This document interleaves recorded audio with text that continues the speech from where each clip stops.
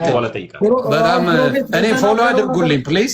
ከዚህ አይነት ክርስትና በጥሩ ከሚያስተምሩ ሰዎች አንዳንድ ነገር በደንብ ትረዳላችሁ። ነው በጣም የገባው ፕሮፌት ነው። እኔ አንድ ጥያቄ የሆነብኝ ልንገርህ። አቤል አቡና እነ ኤርሚያስ አበበ እነ ዳዊት ሆነው እንደዚህ ብለዋል ራሳቸው ሙሉ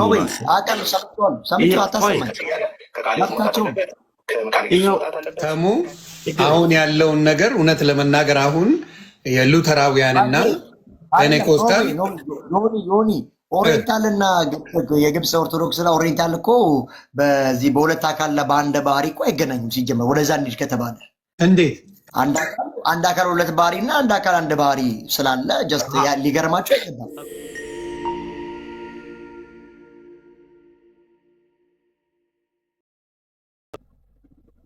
ሚዩት ነህ ፕሮፌት። ሰላም ነው? ሰላም ነው ወይ? እንዴት ናችሁ? እግዚአብሔር ይባረክ። ሁሉ ሰላም ሁሉ ሰላም እግዚአብሔር ይመስገን። አዎ ጥያቄዎች ነበሩንና ሴት ማቁረብ ትችላለች? ድቁና አላት ሴት ልጅ በክርስትና? ኖ የላት። ኦኬ ከየትኛው ነው ወንድማችን አንተ? ማለት ሉተራውያን አሉ። ቆይ ተሙሻ ያውራችሁ። ይቅርታ ከተሙ ጋር አውሩ። ተባረክ። ሰላም ፕሮፌት፣ እንዴት ነህ? የእግዚአብሔር ሰው ሰላም ብያለሁ። ሰላምና ጸጋ ይብዛልህ ወንድሜ ተሙዬ፣ እንዴት ነህ? ሰላም ብያለሁ አለው። የቀደም ብዬ ነው። የአንተ ቸርችን ነው የምትመራው? አንተ ነህ የቸርች ባለራዕይና መስራች? ጀስት የምናወራው እዚህ ላይ ነው። ድንገት ወይ ሀሳቡ ለምን መሰለህ አሁን ያንተ ቸርች ለምሳሌ ያክል መካነ ኢየሱስ የራሷ የሆነ ዶክትሪን አላት። ሙሉ ወንጌል የራሷ የሆነ ዶክትሪን አላት። አንተ ግን የቸርች ግን ባለራዕይና መስራች ከሆንክ የራስ ደግሞ የቤተክርስቲያን ደግሞ ባለራዕይና ወይ የቤተክርስቲያን ዶክትሪን ይኖራል። ለምሳሌ ያክል በአንተ ቤተክርስቲያን ሕግ መሰረት ሴት ዲያቆን አይኖርም፣ ሴት ስጋና ደም ሰጪ ላይኖር ይችላል ብለህ የራስን መብት ስለሆነ በካውንስል ውስጥ የራስን ዶክትሪን ይዘ መንቀሳቀስ ስለምትችል ለዛም ነው ያንተ ኦልሞስት አንተ የምታገለግልበት ቸርች ባለራዕይና መስራቹ አንተ ነህ ለቸርች? ቢሆነስትሊ ስፒኪንግ ጀስት እኔ እውነቱን ንገረኝ ካልከኝ የማገለግለው የነበረው ሙሉ ወንጌል ቸርች ነው። በጣም በቅርብ ደግሞ ያው ጌታ ያው ሁላችንም ወንጌላው እንደዚህ ባለራዕይ ምናምን የሚለው ሲጀመር ፍሮም ዘ ቢጊኒንግ ልክ አይደለም። ባለራዕይ የሚባል ታሪክ የለም ሲጀመር ፍሮም ዘ ቢጊኒንግ። ግን ተልኮ አንድ ነው፣ ራዕዩ አንድ ነው ሲጀመር። ያሁን ወጥቶ ባለራዕይ ምናምን ሲል እንደዛ አይደለም። በዚያ አላምንም እኔ። ጌታ ኢየሱስ በመጨረሻው በማቴዎስ ወንጌል ምዕራፍ 8 ላይ ተልኮ ለሁላችንም ሰጥቶናል። ሂዱ ወደ ዓለም ሁሉ ወንጌልን ስበኩ ይላል። በዛ ሜንሽን ለእግዚአብሔር ወንጌል ነው ቤተክርስቲያን ምን ተክለው ስታብሊሽ ብናደርገው እንጂ ባለራዕይ የሆነ ሰንበዲ የሚጀምረው ራዕይ የለም በክርስትና ላይ። ባዘወይ የተጀመረውን ቪዥን ጌታ ኢየሱስ ሰጥቶ ሄደውን ቪዥን ለማስቀጠል እንደ አንድ አካል ሆኖ ለመቀጠል ነው። በዛ ምክንያት ያው በቅርብ ብዙም ባይቆይም እስከ ቤተክርስቲያን ጸልዮልኝ መንገዴን እንትን ብሎ ባርከውኝ ወጥቼ ስታብሊሽድ አድርጌያለሁ። ግን ባለራዕይ ተብዬ የራስን ፕላንት አድርገህ ወጥተሃል። እግዚአብሔር የሰጠን ራዕይ ይዘህ የቤተክርስቲያን ሽማግሌዎች እጅ ጭነው ጸልየውልህ ባለራዕዩ እግዚአብሔር ቢሆንም የእሱን ራዕይን ለማስፈጸም አገልጋይ ስለሆንክ ባላደራ ስለሆንክ የራስህን አደራነት ይዘህ ቪዥንን ይዘህ ወጥተሃል ነው። ግን ይህንንም ደግሞ የሙሉ ወንጌል ቤተክርስቲያን እጅ ጭና ጸልያለህ ነው። ምንም ችግር የለውም። እንዴት ወዴት የሚል ጥያቄ አልጠየቀም። ሰው በተማረበትና በተረዳበት በዚያው ልክ ጸንቶ ስለሚኖር የመጀመሪያ ጥያቄ ምን መሰለ? በነገራችን ላይ ከይቅርታ ጋር ይሆንዬ ቅድም የበተነው ነገር አለ። አንድ ጊዜ ይህን መጽሐፍ ቅዱስ ብቻ አንበብልኝ።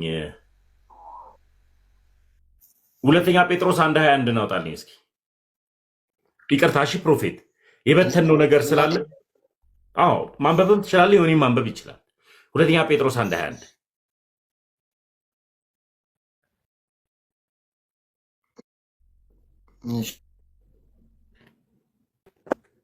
እሺ ሁለተኛ ጴጥሮስ 1:21 ምን ይላል? ትንቢት ከቶ በሰው ፍቃድ አልመጣምና ዳሩ ግን በእግዚአብሔር ተልከው ቅዱሳን ሰዎች በመንፈስ ቅዱስ ተነድተው ይናገሩ ይላል።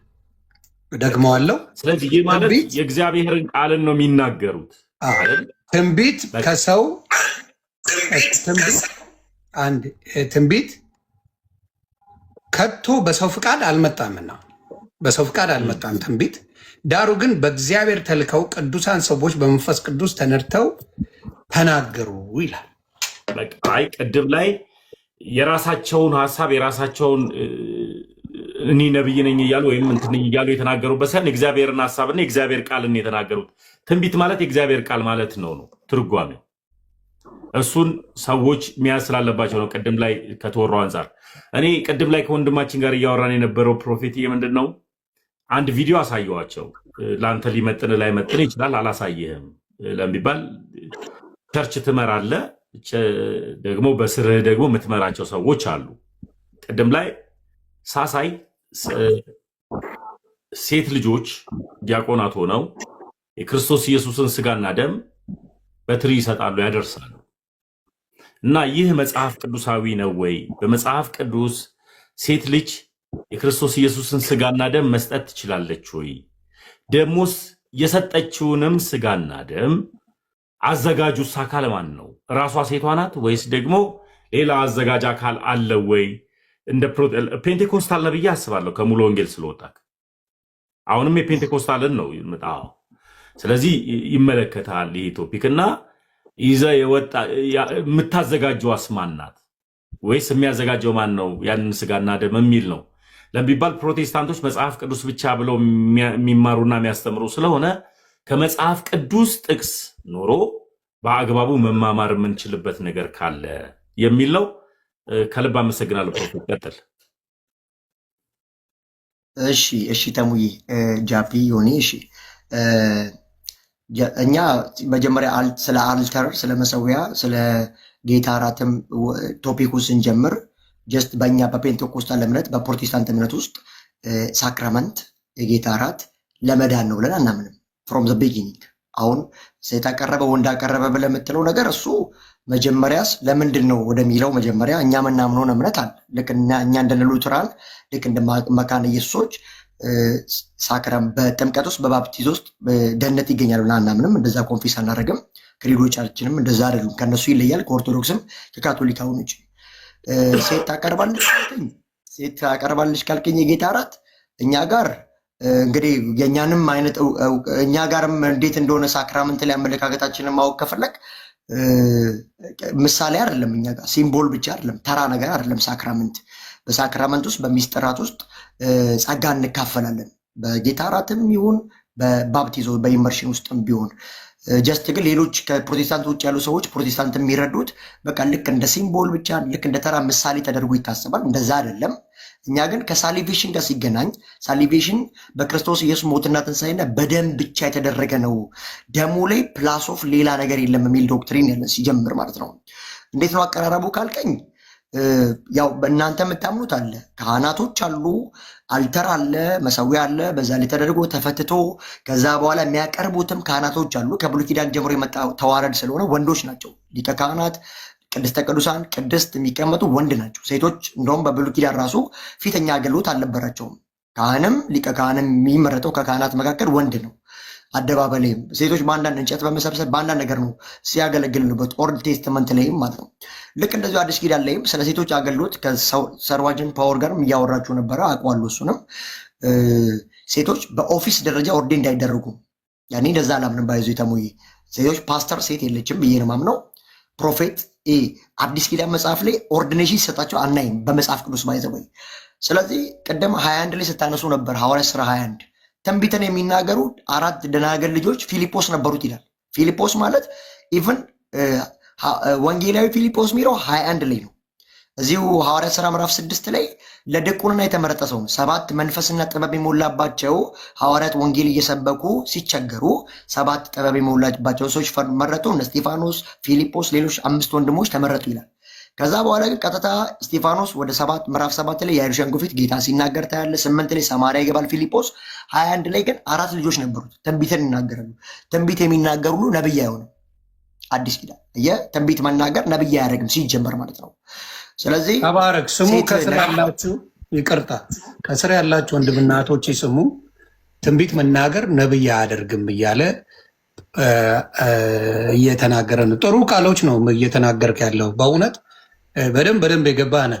ቀጥል ወንድማችን። ከታች ያላችሁ እንድትሰሙ ስለምፈልግ ያ እና ሴት እውነት ለመናገር እኔ ልምምድ ነው የሚበዛው በፕሮቴስታንት ሰርክል ላይ ማለት እውነት ማውራት ጥሩ ስለሆነ ገባ። ስህተት የሆነውን ነገር እኛም ዲፌንድ የምናደርገው ፕሮቴስታንትን ፔንቴኮስታል እና በኦርዲኔሽን የሉም። ኢቨን ኢፍ እንኳን ነቢይ ፓስተር መባል አይደለም የቤተክርስቲያን መሪው ላይ ይሆናሉ። ባይዘው አሁን ፔንቴኮስታል ውስጥ እኛ ባለንበት ሰርክል ውስጥ ኢትስ ኖት ፌር ነው የምንለው። ኤጲስቆጶስ ለመሆን ቢሾፕ ለመሆን ወንድ ነው ኳሊፊኬሽኑ ራሱ። እዚህ አንደኛ ጢሞቴዎስ ምዕራፍ 3 የሚናገረው ያገባ የአንዲት ባል ሚስት የሆነ ልከኛ በሰፈር የተመሰከረለት ብለው ክሌሞች አሉት። ቲቶ ምዕራፍ 1 ላይ እንዳለው እንደዛ። ስለዚህ መሪ ለመሆን የቤተክርስቲያን መሪ ለመሆን ጄንደር ራሱ ይመርጣል። ፊሜል መሆን አትችልም መሪ። ልክ አይደለም። ነብይም ሲመጣ ልክ እንደዚሁ ነው። አሁን እኔ ፕሮፌቲካል ዳይሜንሽን ልክ እንደ ጄርሚያስ አይደለም፣ ልክ እንደ ኦልድ ቴስትመንት ላይ እንዳሉት አይደለም።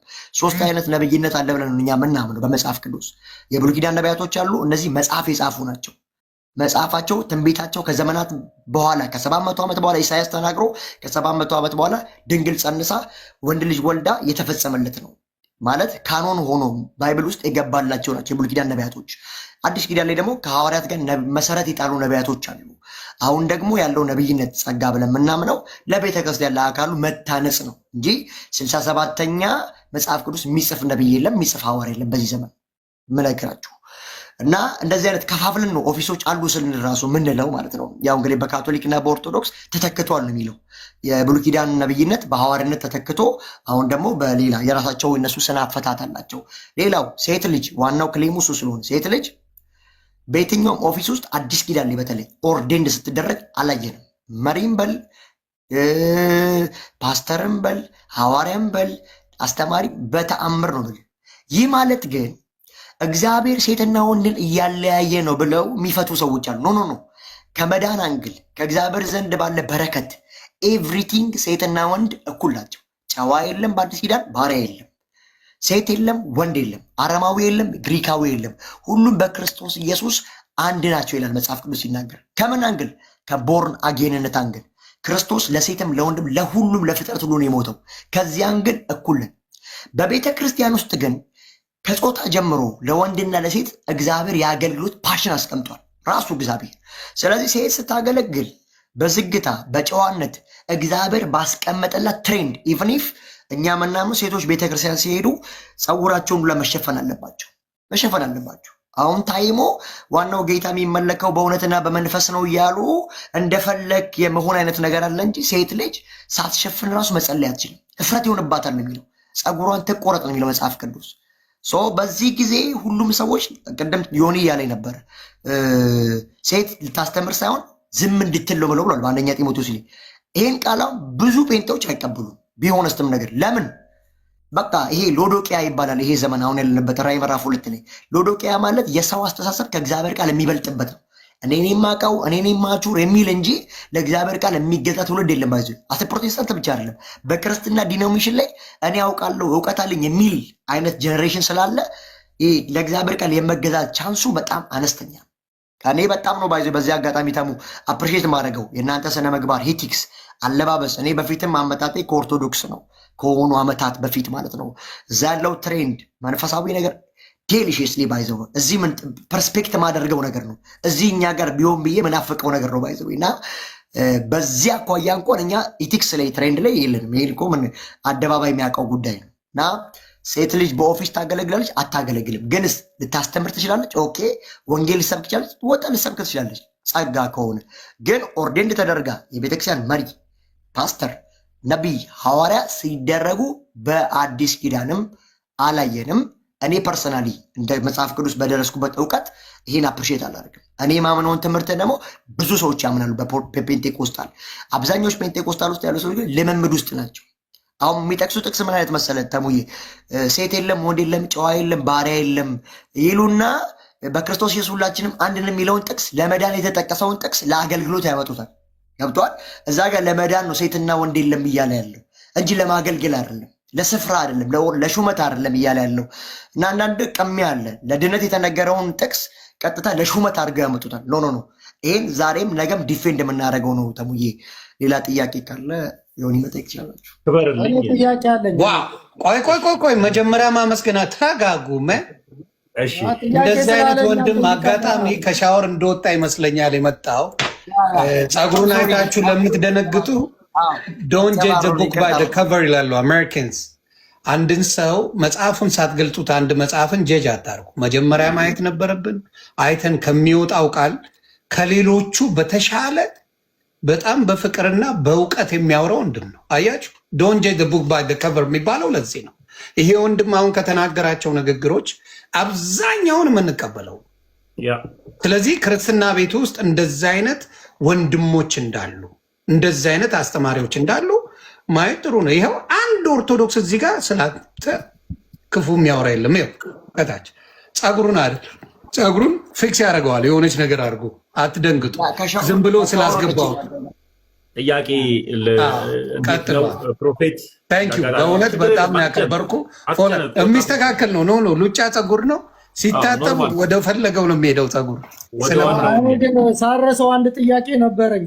እሺ ጃፒ ቀጥልና በጣም እኔ ፎሎ አድርጉልኝ ፕሊዝ።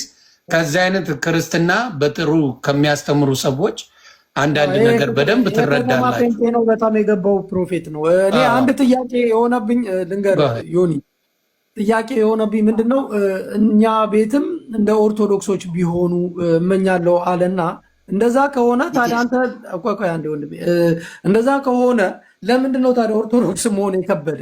እና እዛ ኦርቶዶክስ ጋር ያሉት ሰዎች እኛ ቤት እንደዛ ቢሆኑ ደስ ይለኛል የሚለውን ነገር እንደው አጠር አድርገህ ብታብራራለን። ጥያቄ ጭንቅላቴ ስለፈጠረ እሱንማ ቅድም ስለ ትምህርቱ ሲነግርህ አልሰማሁም ማለት ነው። አየህ ሰምቼዋለሁ አይደለም። እሱ ያለው ምን መሰለህ፣ አንዳንድ ትምህርቶች ላይ ልዩነት አለ።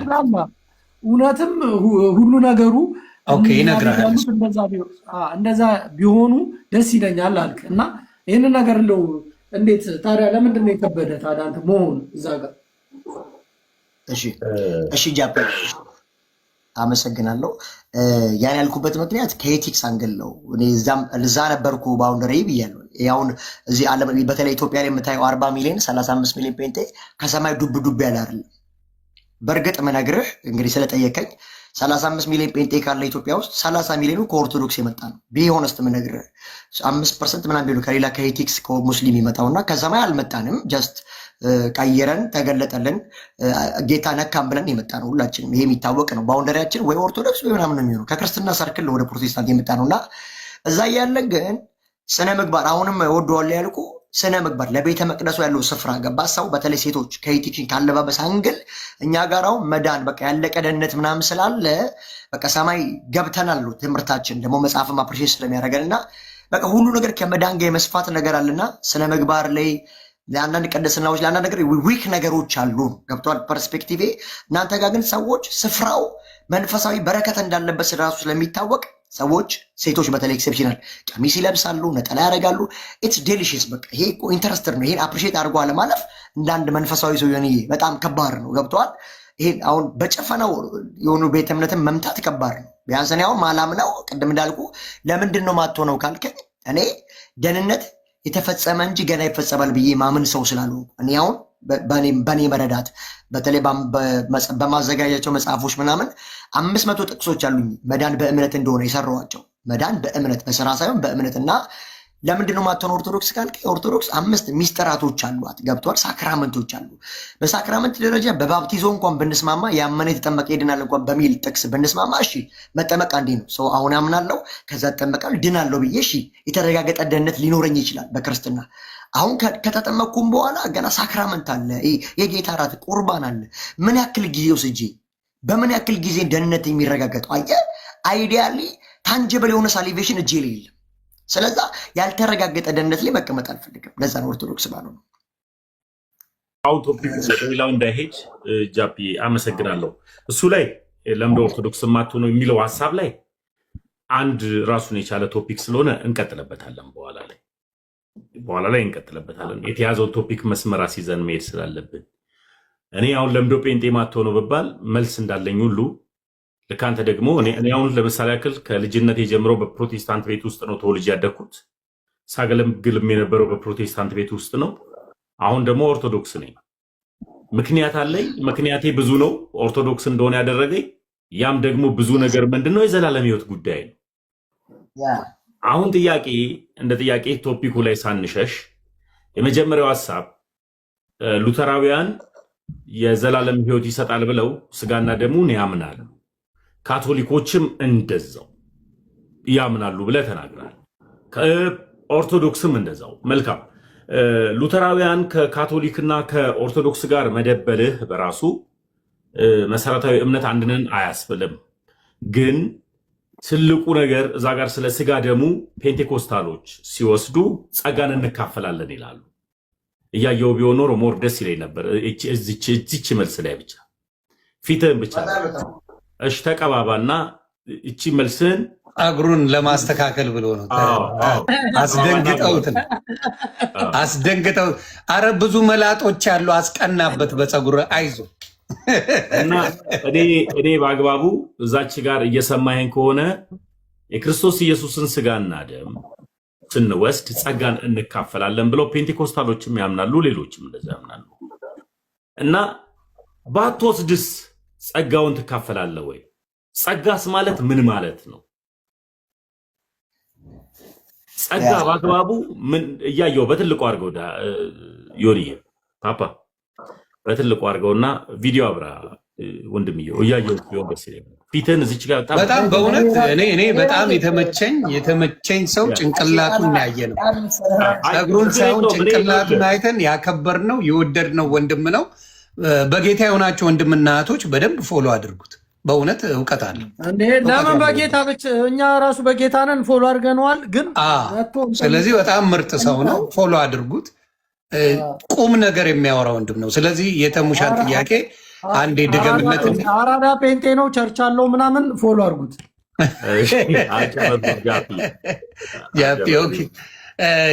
ተሙሻ ጥያቄውን ሰምተዋል? አልጨረስኩም ጥያቄ።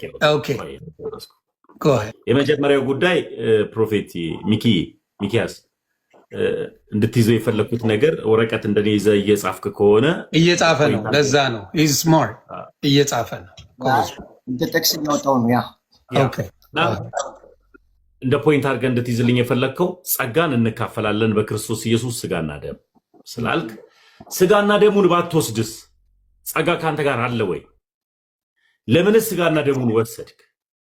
ስጋና ደሙን የምትወስደው ጸጋን ለመካፈል ከሆነ ባትካፈለው ያ ጸጋ ከአንተ ጋር አይኖርም ወይ የሚለውን ሐሳብ በመጽሐፍ ቅዱስም ደግሞ ባለህም እውነትም አሁን እስካሁን ድረስ አምጣ፣ መጽሐፍ ቅዱስ አምጣ እያልን የምንጫዋጫውበት አይደለም። ከ198% ተመችተኝ ያዳመጥኩ 2% ድንገት እችኛው ሐሳብ ካልሆነች በቀር ግን ይህንን ስናገር አንተ ፕሮቴስታንት ነኝ ኦርቶዶክስ ነኝ በትምህርት ምክንያት ተኩላ በግ አይሆንም። እሱንም እየጠነቀቅኩ ነው ያዳመጥኩ። ጎሄድ አንሳ። እሺ ጸጋ ከአንተ ጋር አይሆንም ላልከው ራሱ መጽሐፍ ቅዱስ በአንደኛ ቆሮንቶስ ምዕራፍ 14 በተለይ በወንጌላት መጽሐፍት መጨረሻ ላይ ጌታ ኢየሱስ በፋሲካ ወራት ላይ በዛ ጊዜ ምን ብሏል?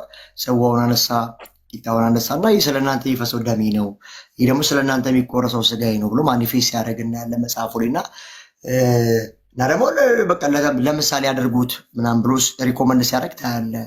እንግዲህ ትምህርቱ የሚጀምረው ዮሐንስ ወንጌል ምዕራፍ 6 ላይ ነው። የጌታ እራት አይደለ? በቁጥር 52 ላይ ያለው ጥቅስ ነው። ይሄ አማናዊ ስጋዬ ነው ደሜ ነው የሚለውና ጀስት ግን ዮሐንስ ወንጌል ምዕራፍ 6 እንድምታውን ራሱ ስትይዘው ማለት እንግዲህ ባይብል ሲጠና ታውቃለህ ተሙዬ፣ ዮሐንስ ወንጌል ምዕራፍ 1 ስታጠና ቁጥር 1 ላይ ተንተርሰ ብቻ አይደለም ዶክትሪን የምትመሰረተው። ምዕራፍ 1 ታዋቀራለህ። ምዕራፍ 1 ቁጥር 1 እስከ መጨረሻው ደግሞ ማየት አስፈላጊ ነው። ማለት የምናጠናው ወይ ሊትራል ወይ አውዳዊ ስለሆነና ምዕራፍ 6 ስትገባ በጣም የሚገርመው ምዕራፍ 6 ላይ መዳንና የዘላለም ሕይወት ስለ መና ያወራል። ስለ ሙሴ በምድረ በዳ እግዚአብሔር መና እንዳበላቸው ያወራና ስለ እንጀራ አይደለም ስሩ ይላቸዋል። በምን እንስራ ሲል መስራት እኮ በልጁ በኢየሱስ ክርስቶስ በተላከው ማመን ነው ይላቸዋል። እና ስለ ስራ ሲወራ መዳን በእምነት እንደሆነ እዛው ክሌም አድርጎላቸው ቁጥር 23 ላይ 52 ላይ ሲመጣ ግን ሲወርድ ከዛ ስጋዬ ነው ደሜ ነው ሲላቸው ታያለ። ስለዚህ ከ52 ቀድሞ ዮሐንስ ወንጌል ምዕራፍ 6 ላይ 20 ምናምን ላይ የተነገረ ደህንነት አለ። ማመን መዳን በእርሱ በማመን እንደሆነ እየተናገረ ነው። ስለዚህ እዛ ጋር በማመን ይድናል የሚለውን ጥለ ሄደ 52 ላይ አማናዊ ስጋ ነው ካልከኝ በጣም ከባድ ነው የሚሆነው። በጣም ከባድ ነው የሚሆነው። ለምንድነው ደግሞ ጸጋ ካልተካፈልክ ጸጋ ማይሆነው? ጸጋ አንተ ጋር የለም ካልከኝ ልንገርህ ፕሮፌት ይቅርታ ለምን መሰለህ አሁን እዚህ ጋር ያስቆምኩ ነገር አንድ ጊዜ ብቻ ይቅርታ ጋር ዮኒ ደህና ደሩ። እኔ ለወጣ ነው። እሺ ጃፒሻ ይመቻል። ጃፒ ጠፍታ ለረ ላይፍ ክፈት እመጣለሁ። እሺ አንድ ጊዜ በትልቁ አድርገኝ ዮኒ። ኦኬ አድርገው። እንትናን ታውቀዋለህ አይደለ? ጳውሎስን ማን? ጳውሎስ ያ እና ጳውሎስ ማን አስተማር? መናፍቃኑ አይ ጳውሎስ በፈቃዱ በፈቃዱ ምን ልልህ ፈልጌ ነው እምነት ብለህ እና ስለ ጸጋው እንመጣለን። እምነት ምን ማለት እንደሆነ እምነት ዝም ብለን አምነን በዚህ ዳንን የሚባል ሳይሆን እምነት ፕሮሰሱ ምን ብሎ እንደተናገረው አዳምጥ። መጀመሪያ ሉተራውያን ናቸው እዚህ ሀሳብ ላይ ሰጡት። ከዛ በኋላ ጳውሎስ ያስተካክልላቸዋል። ፕሮቴስታንቱ በፍጹም በነገራችን ላይ ምንም አይነት የፕሮቴስታንት ትራዲሽን ምንም አይነት የፕሮቴስታንት ቸርች እንደ ፕሮቴስታንት የሚባለውን ታርግ ሌብል ያለበት አንድ ፕሮቴስታንት ሁሉም ኮመን ዲኖሚኔተራችን እምነት ነው። ማንም በሉት በፈለገ በሳክራመንቶች ኤክስፕላኔሽን እንለያይ፣ በአስተዳደራዊ እንትን መንገድ በሊደርሽፕ ስታይል እንለያይ፣ በሆኑ ነን ዶግማቲክ በሆኑ ትምህርቶች ስካቶሎጂ በሉት ምንም በሉት እንለያይ። ቆይ ወደዚህ ከመግባቴ በፊት ይህንን ነው አይደል ባጭሩ አንተ የነገርከኝ ፕሮፌት የሚል አሁን ያልከኝን ነው አንተ የነገርከኝ። ፕሮቴስታንቱ በፍጹም ይሄን ማለት ላይ ምንም አይነት የፕሮቴስታንት ትራዲሽን ምንም አይነት የፕሮቴስታንት ቸርች እንደ ፕሮቴስታንት የሚባለውን ታርግ ሌብል ያለበት አንድ ፕሮቴስታንት ሁሉም ኮመን ዲኖሚኔተራችን እምነት ነው። ማንም በሉት በፈለገ በሳክራመንቶች ኤክስፕላኔሽን እንለያይ፣ በአስተዳደራዊ እንትን መንገድ በሊደርሽፕ ስታይል እንለያይ፣ በሆኑ ነን ዶግማቲክ በሆኑ ትምህርቶች ስካቶሎጂ በሉት ምንም በሉት እንለያይ። እንግዲህ አብሾ ጠጥተው ይሆን ምን ባላቅም ግን እምነት ማለት የሆኑ ሀሳቦችን ልክ ነው አሜን እውነት ነው ማለት ብቻ አይደለም። ስለ እምነት ስንነጋገር ሚስ ያደረግናት ወንጌላውያን ይሄንን ነው። እምነት ሲባል አሜን ብሎ መቀበል ብቻ አድርገን ነው የምንወስደው። ከዛ በኋላ በቃ ሁሉ ነገር አልቋል እንላለን። ይህ ስህተት ነው። እምነት ማለት አንድ ነገር ትክክል መሆኑን መቀበል ማለት ብቻ ሳይሆን ታምኖ መኖር ፌስፉልነስ ማለት ነው። ስለዚህ ሰዎች የሆነ ነገር ልክ ነው ብለው ስላመኑ ብቻ ሁሉ ነገር አላለቀም። ታምነው መኖር አለባቸው። ጻድቅ በእምነት ይኖራል ሲል በፌስፉልነስ ማለትም ጭምር ነው። እንዴት እንደሆነ አላውቅም። ምናልባት የ16ኛው ክፍለ ዘመን ጫና ሊሆን ይችላል። እምነትን በቃ ኢየሱስ ጌታ ነው ብሎ ማመን ብቻ፣ ድነት በክርስቶስ ነው ብሎ ማመን ብቻ አድርጎ ተወስዷል። ልክ አይደለም። አዎ ከዚህ ይጀምራል። ይሄ እምነት ግን አጋንንትም ያላቸው እምነት ነው። ኢየሱስ የእግዚአብሔር ልጅ መሆኑን ቅዱስ የእግዚአብሔር ልጅ መሆኑን ያምናሉ። ታምኖ መኖር ማለት ነው እምነት። ስለዚህ እምነት ሙሉን ፓኬጅ ነው መውሰድ ያለብን። ኢየሱስ የእግዚአብሔር ልጅ እንደሆነ ስለ ኃጢአታችን እንደሞተ በእኛ ምትክ እንደሞተ እንደተነሳ ማመን እና ታምኖ መኖር ፌስፉሊ መኖር ነው እምነት ማለት። ስለዚህ እምነት የሚለው ነገር ሙሉን ፒክቸር ያገኘን አይመስለኝም። መታረም ካለባቸው ነገሮች አንዱ እምነት ታማኝነት፣ ታምኖ መኖር ፌስፉልነስ መሆኑንም አብሮ መረዳት ያስፈልገናል። ስለዚህ ፕሮቴስታንቱ አንተ ስትለኝ የነበረው እስካሁን ድረስ የኤቢ ንግግር ነበር። ጳውሎስ በፍቃዱ ኦልሞስት መሰረተ ክርስቶስ ነው፣ አንተ ሙሉ ወንጌል ነህ። ግን በአሁኑ ሰዓት ላይ ፔንቴኮስታል እና አርሜኒያ ወይም ደግሞ ሜኖናይት እንዲተጋብተዋል ብዬ አስባለሁ አሁን ላይ። ስለዚህ እኔን ጠይቀኝ ጥያቄ የግድ ከአንተ ጋር ሊመሳሰል ግድ ነው ብለን እንዳጠበቅ እንደዛ ባይዘው ጀስት የአንተንም አመጣጥ ስለምናውቀው ጀስት እና የእናንተንም እምነት እኮ እናውቃለን። እዚህ ምድር ላይ የትኛውም እምነት ተከታይ ምን እንደሚያምን በሳክራመንት ላይ በመዳን ላይ ኤቭሪቲንግ ይታወቃል። ጀስት ግን አሁን ያው ለማውራት ዲል ለማድረግ ምናምን ስለሆነ ታውቃለህ እንዴት እንደምናምን ጀስት አሁን ድጋሚ ከኔ ምን መስማት እንዳለብህ ስለጠበቅ ነው። እና እንግዲህ ስለ ጌታ እራት ቅድም እንዳልኩ ራሱ ኢየሱስ በሉቃስ ወንጌል ምዕራፍ 22 ላይ ለመታሰቢያ ያድርጉ ሲል ታያለና ለመታሰቢያ ሲል ምን እያለ ነው? መታሰቢያ ማለት መታሰቢያ ነው። አያ እኔ እንዳልኩ እንደ አንድ ቸርች ሪፎርመሮች እንደ ቸርች ፋደርሶች አንዳንድ ሰዓቱ አሉ አይደለ? እኛ ባይዘው ቸርች ፋደርስ እኮ ማንቀበል አይደለም። ሶላ ስክሪፕቸራ ስንሆን ሶላ ፊዴ፣ ሶላ ግራቻ፣ ሶላ ስክሪፕቸራ ስንል አምልኮ ለእግዚአብሔር ብቻ፣ ጸጋ ብቻ፣ መጽሐፍ ቅዱስ ብቻ ብለን ስናስተምር ያን ሶላዎች አምስቱ ሶላዎች ስንቀበል አባቶችን ያልተመረኮዘ አይደለም። ግን ሙሉ አባቶች ልክ ናቸው ብለን ነው ማናምነው። ባይዘው ኢራኔስም ይሁን ጆንግሊም ይሁን ዮሐንስ አፈወርቅ የሚሆኑ የትኛውም የቸርች ፋደርስ 90% 80% ጥሩ ሰርቷል። አባቶችን ሁሉ ትምህርታቸውን ኤቭሪቲንግ የመገልበስ ስራ አይደለም የምንሰራው እኛ።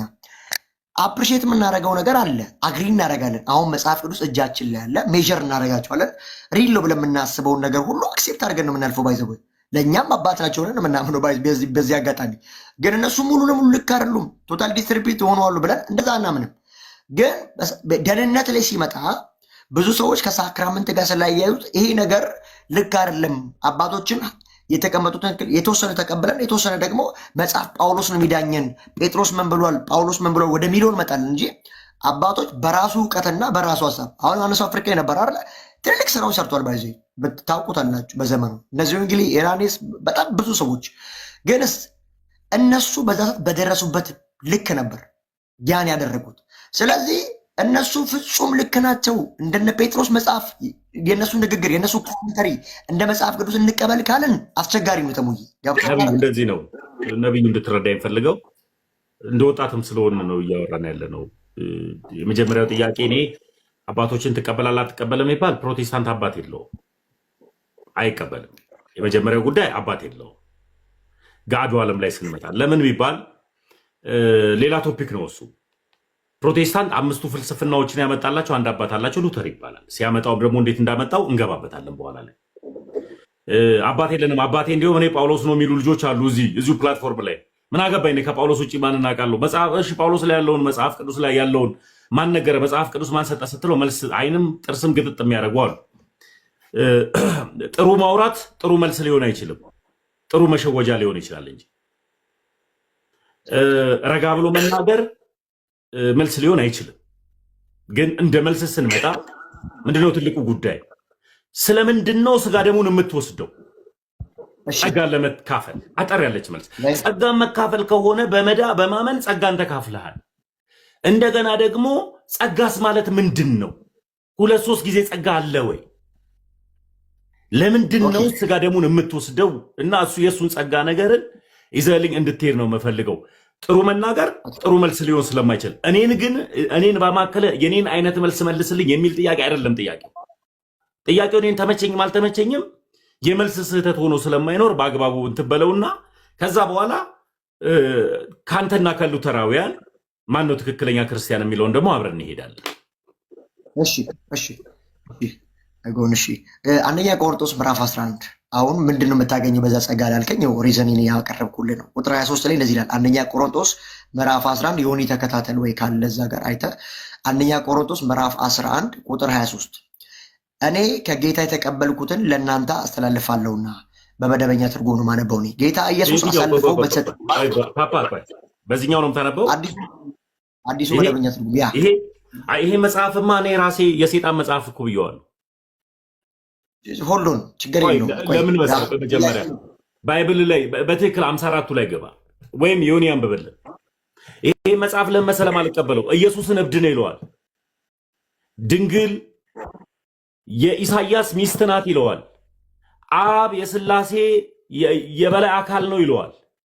እሺ ዮኒ ይሄ መጽሐፍን ተውና ዮኒ አንብበልን። እሺ ስንት ነው? አንደኛ ቆሮንቶስ ምዕራፍ 11 ቁጥር 24 ጀምሮ። እሺ ጌታ ኢየሱስ አልፎ በተሰጠበት በዚያች ሌሊት እንጀራን አንስቶ አመሰገነ፣ ቆርሶም እንካችሁ ብሉ፣ ይህ ስለ እናንተ የሚሆን ሥጋዬ ነው፣ ይህን ለመታሰቢያ ያድርጉት አለ። እንደዚህ ከራት በኋላ ለመታሰቢያ ይያዝልኛ። እንዲሁም ከራት በኋላ ጽዋውን ደግሞ አንስቶ ይህ ጽዋ በደሜ የሚሆን አዲስ ኪዳን ነው፣ በጠጣችሁት ጊዜ ሁሉን ይህን ለመታሰቢያነት አድርጉት አለ። ይህንን እንጀራ በበላችሁ ጊዜ ሁሉ ይህንንም ጽዋ በጠጣችሁ ጊዜ ሁሉ ለጌታ እስኪመጣ ድረስ ሞቱን ትናገራላችሁና። ስለዚህ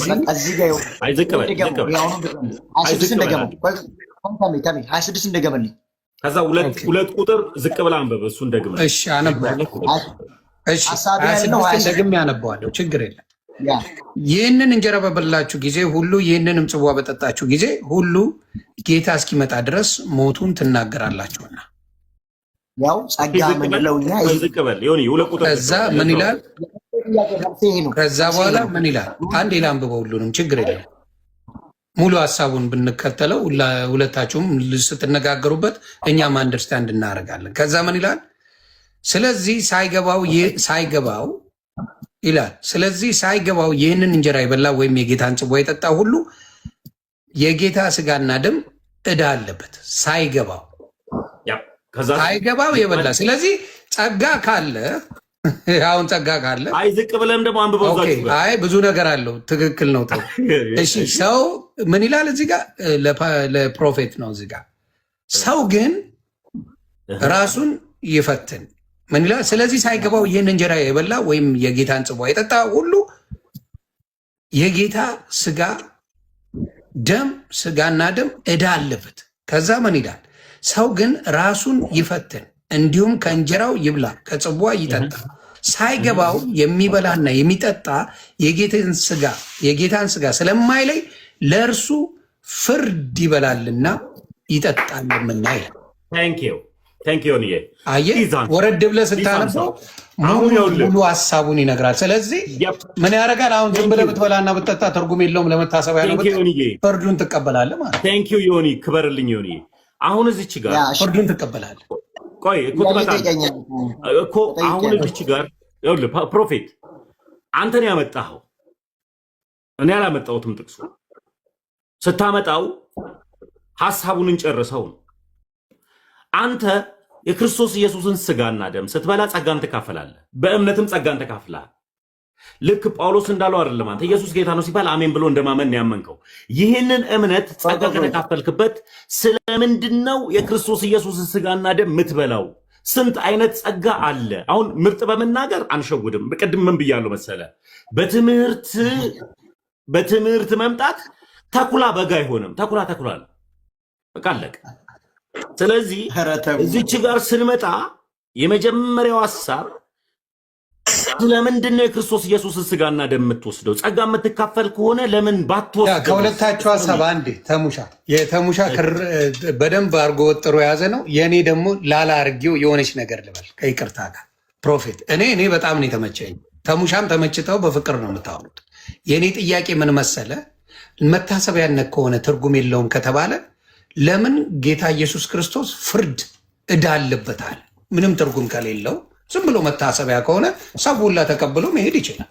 ምንም ችግር ሊፈጥርም አይገባም። ከመዳን ጋር የተገናኘ ነገርም ሊኖረው አይገባም። ገባ? ዝም ብዬ ተቀብዬ ብሄድ ፍርድም የሚባል ነገር መኖር የለበትም። ለምን? ኦልሬዲ ድኛለሁ። ኦልሬዲ የዳንኩ ሰው ነኛ። የዳንኩ ሰው ሆኜ ይሄንን ነገር ዝም ብዬ ብቀበለው ፍርድን እንደሚቀበል ዕዳ እንደሚሆንብኝ ጌታ ኢየሱስ ተናግሯል። ስለዚህ ዕዳው ካለብኝ ለምን ዕዳው ኖረ? ትርጉም ከሌለው መታሰቢያ ከሆነ ለምን ፍርድ አስፈለገው? ዕዳ እንዴት ሊሆን ቻለ? እስቲ ይሄንን ወንድም ያብረ መልስልኝ። አይ ቲንክ ተሙሻም ይሄን እያለ ይመስለኛል። ዕዳ ለምን ሆነ? ዋይ ዕዳ ለምን ይሆንብኛል? ዝም ብሎ የራት ግብዣ ከሆነ ስለምን እንደሚወስድ ስንት አይነት ጸጋ እንዳለም ነው። ይፈረድበታል ነው የሚለው እዚህ ጋር አንብበው እያነበበም ስለሆነ በመውሰድም ጸጋ አለ እንድታነበው ነው ወንድማችን። እኔም እንትን እያል ሚውት አድርገን ያወራል። ኧረ እንዲያወራ ነው የምንፈልገው የሚመች ነገር ስላለው በደስታ ምንም ችግር የለም። እሺ ተባረኩ። ሆኒ ጀስት እኔ ዛሬ ገና ነው የመጣሁት ወደ እናንተ ላይፍ ጀስት ዲስፒት በሆነ መንገድ አወራለሁ በፈቀዳችሁ መልኩ ማለት ነው። ስንት አይነት ጸጋ አለ ብለሃል። ጸጋ ስንል እኛ እያልን ያለ ነው በጌታ እራትና በባፕቲዞ በጥምቀት ውስጥ ያለው ጸጋ እና ጀስት ጌታ ኢየሱስ በመስቀል ላይ የሰራው ጸጋ ኤፌሶ ምዕራፍ 2 ቁጥር 8 ላይ እንደሚናገረው በእምነት በጸጋ ድናችሁ ይላል። እዛ ጋር ጸጋ የሚለው ጸጋ ፍሮም ዘ ቢጊኒንግ ትርጉሙ ራሱ ነፃ ስጦታ ማለት ነው። ጸጋ ባይ ዲፎልት ለማይገባን ኃጢአተኛ ለሆን ነው። እንዲህ ፎርጊቭነስ ነው። እግዚአብሔር አብ ልጁን በስጋ እስከ ማምጣት ድረስ ያው እንግዲህ ስጋ ነሳ አልነሳ ወደሚል ደግሞ ይሄዳል ተሙ ማለት ነው። እኔ ግን ማምነው ሲጀመር ቶፒክ ወዴት ይወስደኝ መሰለ? አይ ወደ ስጋም ብቻ አይደለም ጸጋ ጊፍት ነው። እኔንም ወደ ቲቶ ሊወስደኝ ነው። እኔን ራሱ ወደ ሀሳቡ ወደ ሌላው ይወስደናል። እኔንም ወደ ቲቶ ይላል። ከኃጢአትና ከዓለም ተለዩ ይላል ቲቶ ምዕራፍ 2 ቁጥር 11 ላይ ከዓለምና ከኃጢአት ተለዩ ይላል። ዓለምን ካዱ ከኃጢአት ሽሹ ይላል እሱ ራሱ እና አሁንም ወደ ሌላው እንዳይሄድብን ፕሮፌት አንዴ ሙሉን ይጨርስ። አይዞ ቆይ ተሙሻ እስከ መጨረሻ ወንድማችን ያወራ እስከ መጨረሻ ሐሳቤ ላይ ስለመጣ ነው። እንግዲህ እግዚአብሔር አብ ሲልከው ስለ ዝም ብሎ ዘርቦ ነው አይደል የሚመጣው፣ ስጋ ተዘጋጅቶለት ነው። ያው እንግዲህ ኦቨርሻዶ አደረገው ነው የምንለው እኛ በድንግል ውስጥ መንፈስ ቅዱስ ይጸልልሻል ሲል ያው እንግዲህ ጥንተ አብሶ ምናምን ወደ ብዙ ነገር ውስጥ ያስገባል። እሱን የተጠየቁት ጸጋ ነው። ስንት አይነት ጸጋ አለ የሚለው አሁን ቀደም እንዳልኳችሁ እግዚአብሔር አብ አንድያ ልጁን የላከበት አንዱ ምክንያቱ ያው በደለኛ ኃጢአተኞች ችለው የማይሰሩትን በልጁ መስቀሉ በኩል መጽሐፍም ሲናገር የገዛ ክንዴ መዳን አመጣ ይላልና ጸጋ ብለን ፕሮቴስታንት የምናምነው ይሄ በነፃ ስጦታ ማለት ፎርጊቭነስ ስለሆነ ጸጋ ለኃጢአተኛው ሰው የሚቆጠር በዚህ በሁለተኛ ቆሮንቶስ ምዕራፍ 5 ቁጥር 18 ላይ እኛ ይላል በእርሱ ሆነን የእግዚአብሔር ጽድቅ እንሆን ዘንድ ኃጢአት ያላወቀውን ስለኛ ኃጢአት አደረገ ይላል። ስለዚህ ጸጋው ምንድን ነው ሲባል በጸጋ በምን ድነናል ብለን ስናምን እኛ የኃጢአት ባሮች ነበር። ከዚህ ኃጢአት ባርነት ሊከፍልን ነፃ የሚያወጣን የሚችል አልነበረም። በኦልድ ቴስትመንትም በዋኖስ በበግ በብዙ መስዋዕቶች አልመጣም። እግዚአብሔር አብ የሚፈልገው ፐርፌክሽን ላይ አልደረሰም። ስለዚህ ልጁ ላከ፣ መጣ፣ በመስቀል ላይ ሞተ፣ ተነሳ። በሱ ሞት ስናምን በጸጋ እሱ ስለኔ ሰርቷል፣ እሱ ስለኔ ሞቷል፣ እኔ ኃጢአተኛ ነኝ ብለን ይሄን ነው ጸጋ ምንለው እኛ። እሱ ስለኛ ሰርቷል ብለን የምናምነው ጸጋ የሚያድነን ጸጋ ነው። ጸጋው በእምነት ያድናቸዋል የሚለውን ወደ ጌታ እራት ጋር ስትመጣ የጌታ እራት ጋር ያለውን ጸጋ የተሙም የሆንም ጥያቄ ገብቶኛል። ስንት አይነት ጸጋ ከተባለ ምንድንበት ጸጋ ነው እዛ ኤፌሶ ላይ የተጠቀሰው። እዚህ ጋር አሁን ጸጋ እንካፈላለን ብለን ስለ ሳክራመንት ስናስተምርኛ ስለ ሚስጥራት ስለ ጌታ እራትና ስለ ጥምቀት በዚህ በአንደኛ ቆሮንቶስ ምዕራፍ 14 ቁጥር 26 መሰረት ይህን እንጀራ በምትበሉበት ጊዜ ይህንም ጽዋ በምትጠጡበት ጊዜ ጌታ እስኪመጣ ድረስ ሞቱን ትናገራላችሁ። ሞቱን የምንናገርበት ጸጋ ነው የሚሰጠን፣ የወንጌል አቅም ነው የሚሰጠን። ጸጋ ምንለው ያን ስለሆነ ግን ደግሞ ሳይገባው ደግሞ በኃጢአት ውስጥ ሆኖ በተለያየ ትሬንድ ውስጥ ሆኖ መጥቶ የጌታን እራት መብላት መውሰድ አይቻልም። ለምን? ራሱ ሰው ይፈትን ይላል መጽሐፉ። ሊሆን የቀደም አይተው እኮ ይፈትን፣ ንጹሕ ያድርግ። ከዛ በኋላ ለጌታ እራት ብቁ ሲሆን ነው መጥቶ የጌታ እራት መቀበል የሚችለው። ብቁ ካልሆነ ግን ራሱን ያገላል ያ ሰው። ብቁ ነኝ ብሎ ያሰበ ሰው ግን በንጽህና በሳንቲፊኬሽን በቅድስና ከእግዚአብሔር ጋር ያለ ሰው ግን ሄዶ ያን የጌታ እራት ይወስዳል። ቤኔፊቱ ምንድን ነው? ግሬሱ ከተባለ ጌታ እስኪመጣ ድረስ ሞቱን የመናገር ኃይል ኢምፓርቴሽን ጸጋ አለው ማለት ነው። በጌታ እራት ውስጥ በሳክራመንት ውስጥ ጸጋ ለምንለው ይህን ጸጋ ነው። ምን ይላል? ይህን እንጀራ በምትበሉበት ጊዜ ይህንም ጽዋ በምትጠጡበት ጊዜ ጌታ እስኪመጣ ድረስ ሞቱን ትናገራላችሁ። ሞቱን የምናውጅበት አቅምና ሞገስ መንፈስ እግዚአብሔር በሳክራመንት በኩል ይሰጠናል።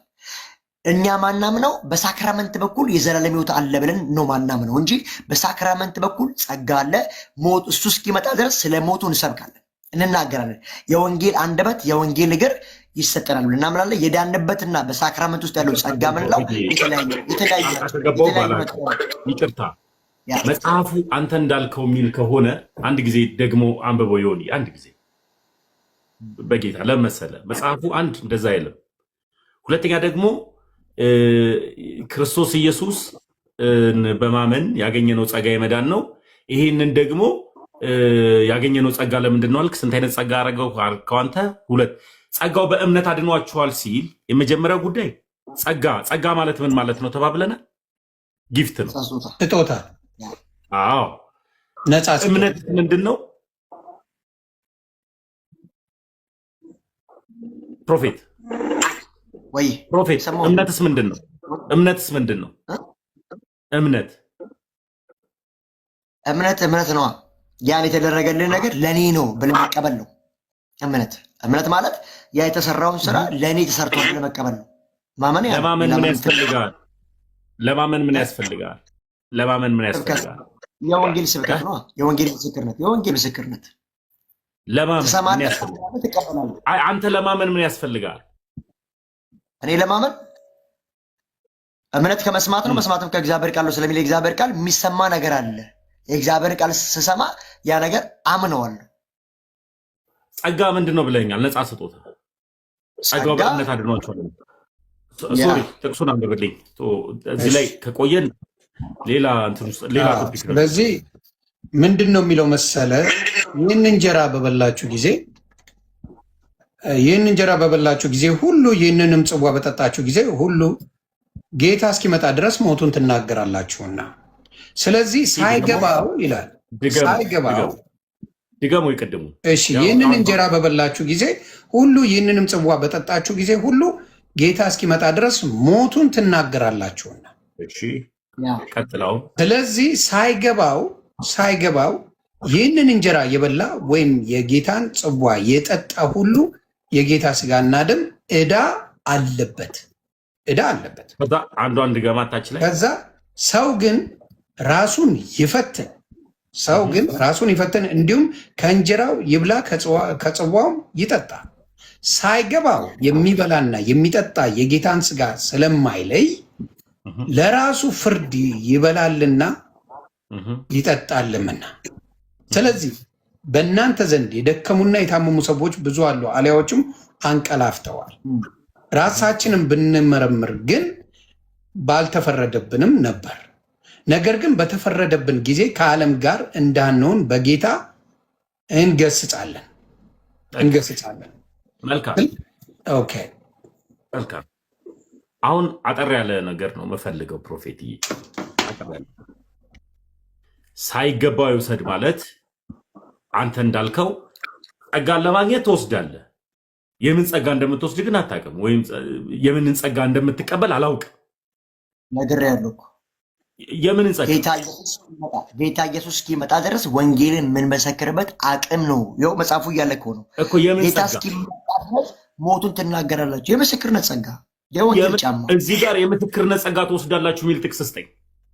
ኖዌ ይኸውና እያለ እኮ ነው። እዚህ ጋር የምስክርነት ጸጋ ትቀበላላችሁ የሚል ጥቅስ ስጠኝ ፕሮፌት። ይኸው ሞቱን ትናገራላችሁ ያለ እኮ ነው። ሞቱን መናገር ምስክርነት። ወንድሜ ይኸውልህ አዳምጠኝ።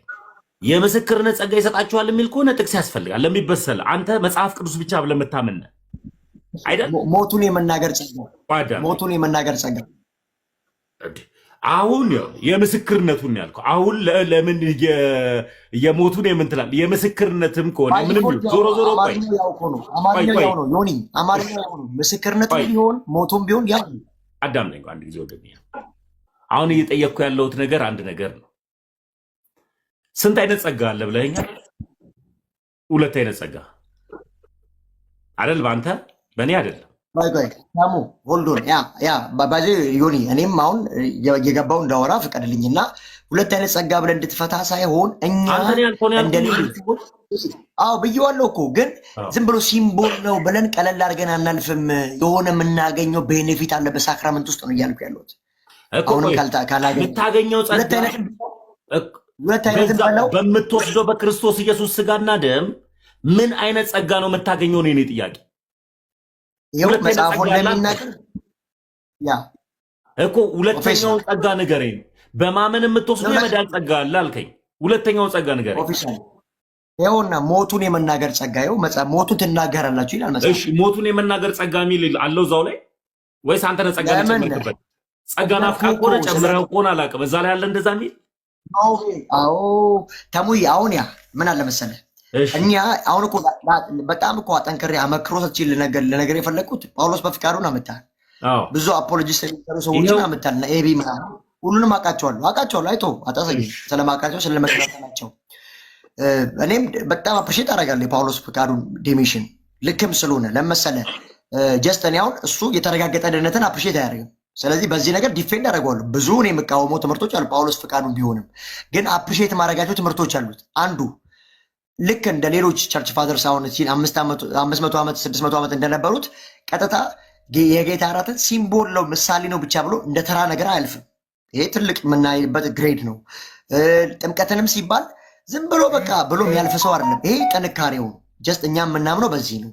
ለዛ ነው ተራ አይደለም የሚል ክሌም ለማስቀመጥ ስለፈለግን ነው። ገባ? ጸጋ መካፈያ ነው ብለን እያስቀመጥን ነው። ይሄ ጸጋ ደግሞ ከዛ ከዳንበት ጸጋ ጋር እንዳታስተያየው እኮ ምን አይነት ጸጋ ነው እኮ የኔም ጥያቄ እኮ ምን አለ መሰለህ፣ ሞቱን የመናገር አልኩህ እኮ ሞቱን የመናገር ይሄ ራሱ እኮ ግሬስ ነው። አንተ በቅባ ሜሮን አንተ ከቤተ ክርስቲያን በቅባ ሜሮን ውስጥ እኮ ኢምፓርት አደርጋለሁ ብሎ እኮ ታምናለህ እኮ። ወደዛ ነው ልጠይቅ ከተባለ 5 ሚስጥራቶች እኮ አሉ። በቅባ ሜሮን ውስጥ እኮ ጸጋ ይካፈላሉ ታምናለህ አንተ? እካፈላለሁ። እስቲ እሱም ቢብሊካል አድርግልኝ። እስቲ ቢብሊካል ቅባ ሜሮን ከመጽሐፍ እኔ ትውፊትም ጭምር ስለማመን አደርግላለሁ። አንተ ግን መጽሐፍ ቅዱስ ብቻ ብለህ መታመን ነው። ይኸውልህ ነው ወይ? እስቲ ከመጽሐፍ ቅዱስ ቅባ ሜሮን አሳይኝ። ሊትራሊ ቃል በቃል እኔ ትውፊትም ማማኝ ነኝ። እኔ መጽሐፍ ቅዱስ ብቻ ብዬ ማመን ክርስቲያን አይደለሁ። አንተ ነህ መጽሐፍ ቅዱስ ብቻ ብለህ ራስን የገለልከው የገደብከው። ስለዚህ አሁን እጅ ላይ ካለ ስለ ቅባ ሜሮን ኮንፈርሜሽን ጥያቄ ይኸውልህ አንድ ጊዜ ቆይ አንድ ጊዜ ፕሮፌት አንዴ ዮኒ ላውራኔ ያ እኮ እድል እኮ አልሰጠኝም እኮ ነኝ። ሚስጥራ ሲወራ አንዴ ሆልድ ኦን አንዴ ተሙ ስለ ሚስጥራ ሲወራ እሺ፣ እዚህ ጋር ላለመስማማት ተስማምተን እኮ ማለፍ ይቻላል። ኧረ አላልፍም። ለምን መሰለህ አላልፍ ዮኒ፣ እኔ መጽሐፍ ቅዱስ ብቻ ብዬ ገድቤ የተቀመጥኩ ሰው አይደለሁም። የመጀመሪያው ጉዳይ ብቻዋን ጥያት ነው የሄድኩት። ብቻ ደብረኝ ነው ኦርቶዶክሱ። አዎ ገባ። አንደርስታንድ አደረኩ። ምን መሰለህ ደብረኝ ነው በዚህ መጽሐፍ ቅዱስ ላይ በምትናገሩት ንግግር ላይ መጽሐፍ ቅዱሱ እንደሚለው ቁርባንን እኮ ይቀበሉታል። የክርስቶስን መሞትን የሚናገርበት መውሰድ አለበት ይላል። አሁን እኔ ተሙም እንደገባኝ ምንድን ነው የሚለው ሌላ ኤክስትራ ጸጋ እንዴት ሊመጣ ይችላል? ዕዳ አለ ካለ ደግሞ ሌላው ደግሞ የሚሰጥ ጸጋ አለ። ጸጋ የተባለው አንድ ነው። አሁን በእናንተ በክርስቶስ ማመን ብቻ ድህነት ያመጣል ከተባለ ሌላ ጭማሪ ጸጋው አንተ እያልክ ያለው ፕሮፌት እያለ ያለው ምን መሰለ? ጭማሪ ጸጋው ምንድን ነው? እያበረታን ይሄዳል። ይሄንን ስጋና ደም በምንወስድበት ጊዜ የክርስቶስን መሞት እያበረታን እስከ መጨረሻው ድረስ እስከምንለየበት ጊዜ እየተናገርን እንድንሄድ የሚያበረታ ጸጋ ይሰጠናል ነው እሱ የሚለው እኮ። ያ ጸጋ ምንድን ነው? ያ ጸጋ ራሱ ምንድን ነው? ያ ጸጋ ምንድን ነው? ኦኬ፣ ያ ጸጋ ምንድን ነው እያለ ነው እሱ ደግሞ።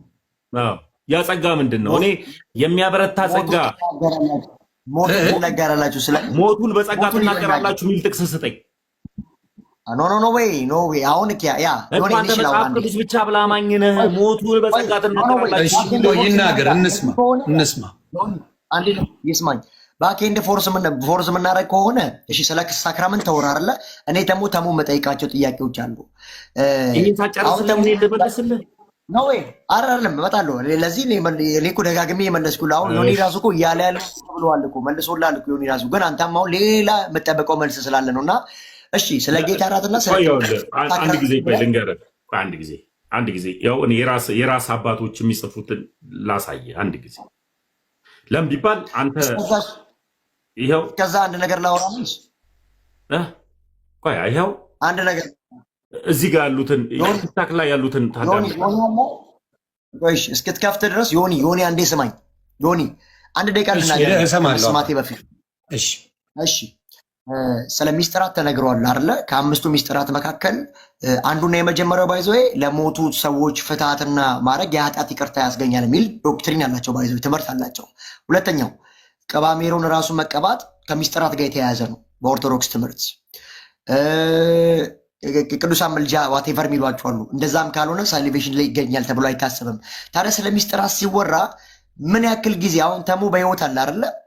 ተሙ ምን ያክል ጊዜ ሚስጥራትን እንደ ክርስቲያን ባይዘው እናውራ ከተባለ ምን ያክል ጊዜ ሚስጥራትን ፈጽሞ አድርጎ ቅባ ሜሮን ጨርሶ ፍትሃት አስደርጎ ተጠምቆ ዋቴቨርቲ መች ነው የተረጋገጠ ደህንነት ላይ የእግዚአብሔር ልጅ የሚሆነው? ጥያቄ አለኝ። መች ነው ኮንፌስ የሚያደርገው? እሱን መልስልሃለሁ። ይሄን እንደ መልስ ይዤልሃለሁ፣ እንደ ጥያቄ ይዤልሃለሁ። እኔ መልስልሃለሁ። ለምን መሰለህ?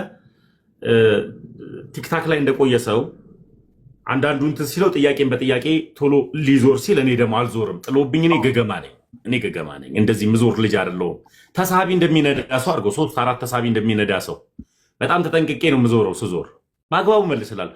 መች ነው ሄዳ ነው ድነቱ እንዴት አድርጎ ነው በፍትሃት ይዳናሉ ምናምን የሚለውን ነገር እሱን እኔ መልስላለሁ ቁጭ ብዬ። ለምን ቢባል የዳንኩ ጥርት ጽድት ያልኩኝ ኦርቶዶክሳዊ ክርስቲያን ስለሆንኩኝ ለአንተ እኔ ዳንኩ ያልመሰለ እኔ ዳንኩ ኦርቶዶክሳዊ ነኝ። በአግባቡ እንድትመልስልኝ ፈልገው ጸጋ ላይ እኔ ዳንኩ ኦርቶዶክሳዊ ነኝ። አዎ የማልድንበት እውነት ላይ ነው። አዎ እርግጠኛ ሆኜ እሺ ቆይ መጽሐፍ ቅዱስ ማርቆስ ወንጌል ምዕራፍ 16 ላይ አሁን አትሂድ። እኔ እኮ አልኩህ እኮ ተመስገን ነኝ። አትሂድ። እኔ ሌላ አይ በፍቅር አውሩ በፍቅር ለምን መሰለህ? ይኸውልህ ቆይ ተምሻ እሱ በጣም መረጋጋት ፍቅር አለው። አንተም እንደዛ አድርገህ ብታወራልኝ ደስ ይለኛል፣ ሳትከራከረው። እሱ በሚሄድበት ቫይብ አንተም ብትሄድ በፍቅር ታወራላችሁ እንድትማማሩ። እኛም እንድንማር ለዚህ ገባ ትንሽ አግሬሲቭነት ስላለው በፍቅር ቢሆን ደስ ይላል። አሁን አመላለሱ ራሱ በጣም ተረጋግቶ ነው እሱና በዛ ቢሆን ደስ ይለኛል። ልክ ነህ። ይቅርታ ድንገት ድምፄ ከፍ ካለ ከንትናት ይሄ ተባረክልኝ ከባህሪ ልዩነት እንዳታየው። እሺ እንትን ነው በሚል ያለው ለምን ቢባል ማናችንም በጩኸትም ሆነ ባለመከባበር የዳንበትን ወንጌልን አንሸፍንም። ያ ትክክል። በፍቅር ሲሆን ደስ ይላል። ወንጌል ደግሞ ፍቅር ነው። የገባንን እውነት በእውነት እንገልጣለን። እኔ ተሳሳትኩኝ ማለት ቤተክርስቲያን ተሳሳተች ማለት አይደለም። እኔ አልገባኝም ማለት ቤተክርስቲያን አልገባትም ማለት አይደለም። እኔ የቤተክርስቲያን ልጅ ነኝ። ከገባኝ አንዱ እውነቱን ነው የምናገረው እና በዛ ጉዳይ ያዘው የመጀመሪያው ጉዳይ። ቀጥሎ ግን ድንገት ፎቶኝ ተናግሬ ከሆነ ሶሪ ሚኪ ፕሮፌት። መልካም። አይ በጣም ጥሩ። አዎ አይ ሶሪ፣ እንደዛ አይነት ነገር ውስጥ አልፈልግም። በጣም የሚደብረኝ ነገር ምንድን ነው ካልከኝ ከሰው ልጆች ጋር እየተተቻቹ እየተሰዳደቡ መቆየት አልፈልግም። በቃ ዛሬ ተወያይተናል፣ ነገ ደግሞ መገናኘት እፈልጋለሁ ከአንተ ጋር። ትክክል። ከነገ ወዲያም ከአንተ ጋር ውይ ተመስገን አውርቼው ነበር ምናምን ብለህ እንድጠላኝም ውይ ፕሮፌትንም አውርቼው ነበር ብዬ እንድጠላ። አሁን አንዳንድ ልጆች እኔ ጋር እንዲገቡ ማልፈልጋቸው ልጆች አሉ፣ ፕሮቴስታንት ሆነው። ለምሳሌ ያክል ቅድም ዮኒ ያስገባው ልጅ ዮኒ ስለማከብረው ነው እንጂ ያወራሁት ከእንደዚህ አይነት ልጅ ጋር አላወራም። የሚመጣባቸውን እንትኖቹን ስለማውቃቸው እና ሶሪ እንደዚህ አይነት ስሜት ከተሰማ ሁሉንም በክርስቶስ ኢየሱስ ፍቅር ነው መወደው፣ በክርስቶስ ኢየሱስ ነው ፍቅር የምናወራው ለሚባል ወንጌል ምንድን ነው? ፍቅር ነው። የኔ ጥያቄ የነበረው በቃ የገባኝ ነገር ይሄ ነው። ከገባኝ በላይ ልመልስ አልችልም። በቃ እንውጣ፣ ወደ አንተ ጥያቄ ልግባ ካልከኝ ይቻላል። እስካሁን ድረስ ለገባንበት ነገር አንተን ነጥብ ለማስጣል አለም እየሮጥኩኝ ያለሁት ገብቶሃል? አሁን እኔ እዚህ ጋ የሆነ ነገር ልበል። ኦልሬዲ በጸደቀ ነገር ላይ አሁን እኔም ትንሽ ኮንፊውዝ ያደረገ ምን መሰለ ፕሮፌት፣ በጸደቅኩት ነገር ላይ የሚጨመርልኝ ምን ጭማሪ ያስፈልገኛል? ኦልሬዲ በክርስቶስ ጸድቅ ያለው እሱ ግን እዚህ ጋር ደግሞ ዕዳ አለባችሁ ይላል። ገባ? በቁርባኑም በስነስርዓት ስጋውንም ደሙንም በስነስርዓት ያልወሰደ በስነስርዓት ዕዳ አለባችሁ፣ እያስተማራችሁ እየተቻችሁ እየተቆጣችሁ ላ ነው የሚለው እዚህ ጋር ካነበብከው አይደለ? ለምን አስፈለገ? የዳንኩኝ ከሆነ ባልወስደውስ? አሁን ለምሳሌ ባልወስደውስ? ደፍንል ያንን ነገር ባልወስደውስ ጸዳቂ ነኝ ወይ? ሳልወስደው ብኖር ጸዳቂ ነኝ ወይ? እስቲ ስንም አብረ አስረዳኝ። አሁን ባልወስደው መታሰቢያነቱም ባልቀበለው ወይስ ሉተራውያንና ፔንቴኮስታል አንድ አይደለም ወይ? ያ እሺ ተሙ ይሄን መልሼ እኔ የምጠይቀው ይሆናል ወይም እኔን ጠይቀኝና ይሄን ትመልሳለህ። ችግር የለውም። እኔ ለምሳሌ በተደጋጋሚ በውስጥ የሚጽፉልህ ሰዎች ስለማቅ ያ ጥያቄ እንዲጠፋብህም ስለማልፈልግ እኔን ጠይቀኝ። ሰላሚናዬም በዚህ አጋጣሚ ሰላም ብያለሁ። እናቱ እንኳን ሰላም። እኔን ጠይቀኝና ሰላም ይጨርሳል። ሰላም እላለሁ። ከእውቀት ከፍዬ ማውቀውን ቅዱስ ጳውሎስ እንዳለውን እኔ ኦርቶዶክሳዊ ስለሆንኩኝ በአግባቡ በተማርኩት መሰረት እንትላል። ከዚህ የኔን ጥያቄ ትመልሰዋል። ችግር የለውም። ያንተን ያሉን ጥያቄዎችን ጠይቀኝ። እሺ ችግር የለውም። አይ ጊዜ ስለሚኖረን እኔ መልሼ ከዛ እኔ ጠይቃለሁ። ችግር የለውም። ከመለስክልኝ አሳስዋለሁ። ጥያቄው ጠይቀኝ። እኔ ያስቆማል ለመሰለህ እኔ አይ ችግር የለውም እኔ ያስቆማለሁ። ለምን ጠይቀኝ እኮ ያልኩበት ምክንያት የተለያየ ከሉተር ከምናምን ስለምትለኝ ይሄ መልስ ስለሚያስፈልግ ነው። እኛ አሁን አደባብሰን አናልፍም። ባይዘው የትኛውንም አሁን ሉተራኖች ላይቭ ላይ እየመጡ እንዴት ኦፌንድ እንደሚያደርጉ ታውቃለህ። ስለዚህ በጣም ከመሳሳት አንግል ምናምን የሚታይበት አይነት አለ። አሁን አፖሎጂስቶች ከመራራት አንድነን ምናምን ጀስት የእናንተን ቴዎሎጂ ከያዙ እኛ እንቀበላቸውም። ቢሆን ስ በፔንቴኮስታል ቢሆነው ገና አንድነን ለሚል ቴዎሎጂ ስላለው ጀስት እኔ ከኦርቶዶክስ ለይቼ በምን አየዋለሁ? ሉተራንን ኔቨር። ስለዚህ ይህን እያስረገጥኩ ማለት ስላለብኝ አፖስቶሊክ ክሪዶች አላቸው፣ ኮንፌሽኖች አላቸው፣ ካታኪዝሞች አላቸው። እነዚያ ካታኪዝሞች አፖስቶሊክ ክሪዶቻቸው ሁሉ ግን ኖርማሊ የጌታ እራት ለመዳን ነው ብለው ነው የሚያስቡት። በኢመርሽንም ባፕቲዞም ልክ እንደዚሁ እንደ ኦርቶዶክስ ነው የሚያምኑት።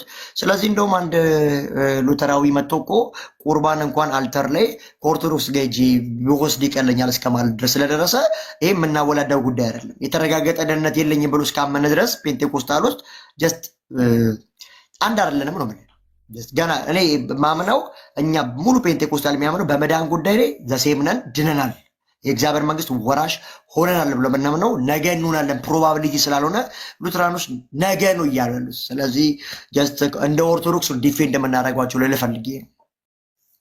መልሰልኛል። ሉተራውያን ራሳቸውን የቻሉ ናቸው። አንድ ሃይማኖት ነው። እኛ ፔንቴዎች ነን። ለምን ቢባል ያልከው ነገር ምንም አናረግበት ነገር ያተሙ ለመሰለ አሁን አንተ የምታምኑ ሳክራመንት ለመዳን ነው አይደል? ሉትራን የሚያምኑት ሳክራመንት ለመዳን ነው። እኛ ደግሞ ሳክራመንት ጸጋ መካፈል እንጂ ለመዳን ነው ብለን ያው እንዳልከው ያው ቲክታኩ ላይ እንደዚህ ብለዋል ራሳቸው። እኔን ኢምፖዝ ያደረኩት እኔ ነኝ። አንድ ጊዜ በትልቁ አድርገኝ ቪዲዮ ላሰማ። ኧረ አይደለም፣ ቆይ እንደዚህ ሆኖማ አላሳየውም። ቆይ አንድ ጊዜ በትልቁ አድርገኝ። አንድ ጊዜ እኔ እቺን ብቻ ላሳየውና ልክ ነው በቃ መልሶልኛል። እኔ ይሄን ብለዋል እነሱ እና ስለዚህ እነሱን እኔ ክርስቲያን ናቸው ብዬ አልቀበልም። ልክ እንደ ኦርቶዶክስ ነው ዲፌንስ ማድረጋቸው። በቃ ሉተራውያን ለእኔ ኦርቶዶክስ ናቸው ካልክ መብት ነው። ይኸው እና አቤል አቡና እነ ኤርሚያስ አበበ እነ ዳዊት ሆነው እንደዚህ ብለዋል ራሳቸው። ሙሉ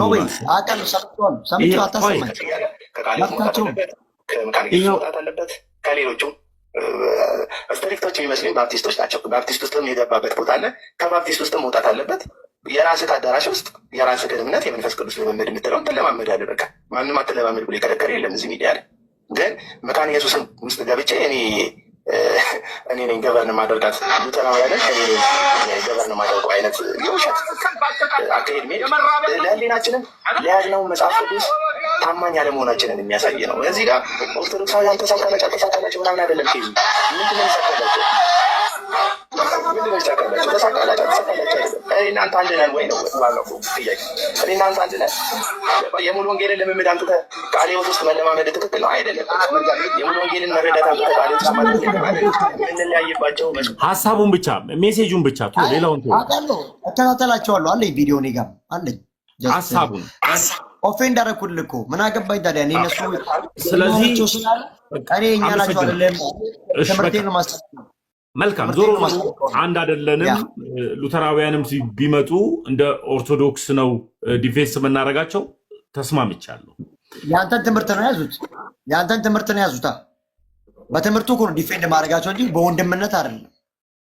ለዚህ እኮ ነው ተሙ ቅድም ሉተራውያን ለኦርቶዶክስ 5 ጉዳይ ናቸው ያልኩት። ለዛ እኮ አልዋሽም። ኦፊሻል ኦኬ። ስለዚህ አሁን ደግሞ ዮኒ አይ ቲንክ ዳዊት ወንድማችን ዳዊት እኮ ብሏል እኮ የጌታ እራት እኮ ፔንቴኮስታል ጋር ከመወስድ ይልቃል ኦርቶዶክስ ጋር ሄጄ በወስድ ብሏል። ስለዚህ ቅርብ እንደሆነ እኮ ተናግሯል እኮ። እግዚአብሔር ይስጠው። ስለዚህ ለይቷል ጎራውን ማለት ነው።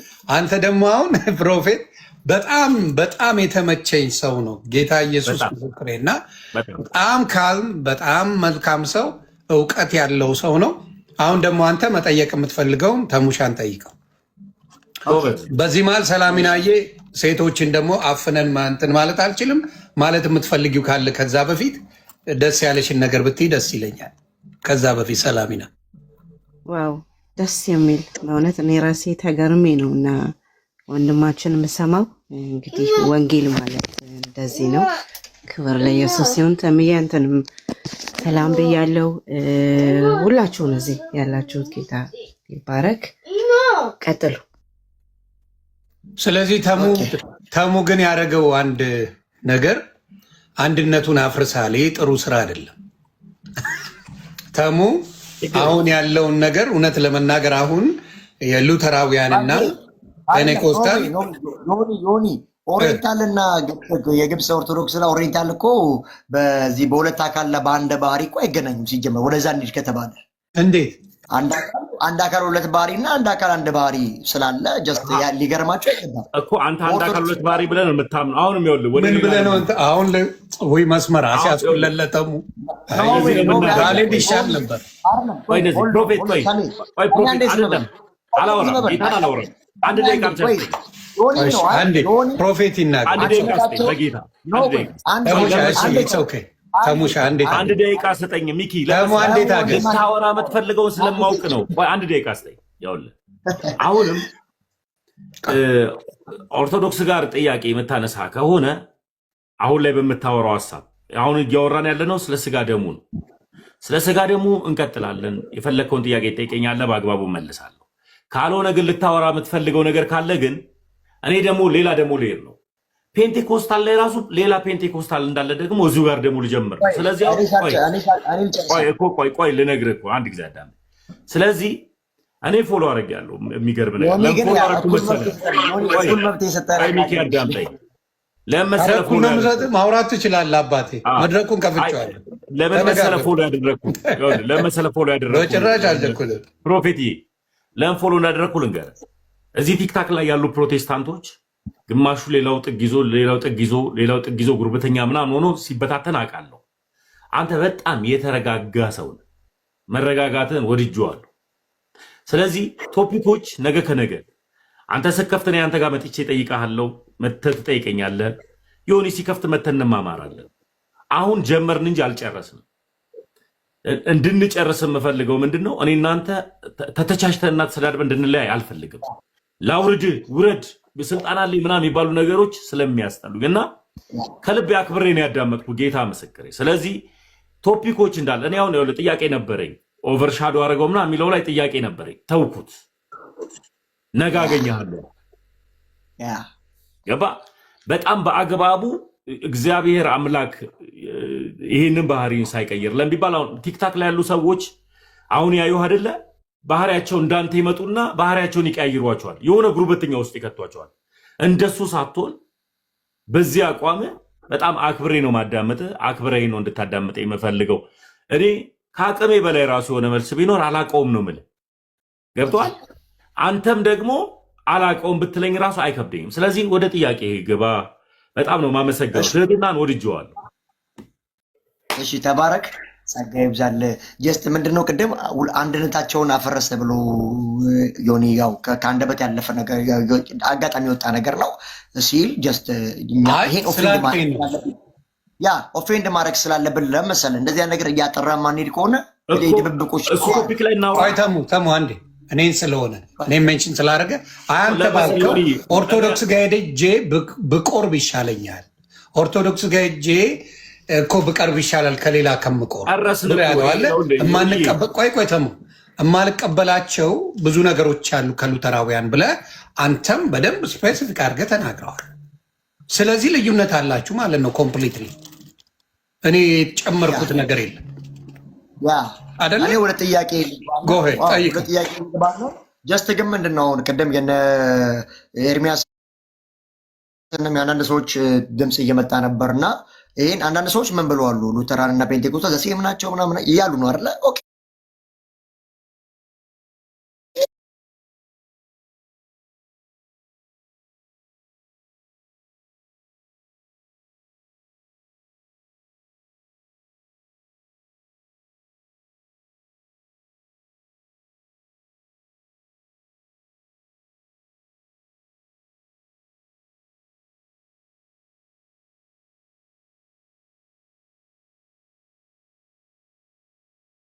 ታፕ እያደረጋችሁ ቤተሰብ ፖዝ እየሆነ ነው። እኔን እየነቃችሁ ታፕ አድርጎ አንዴ ጨርሻለሁ።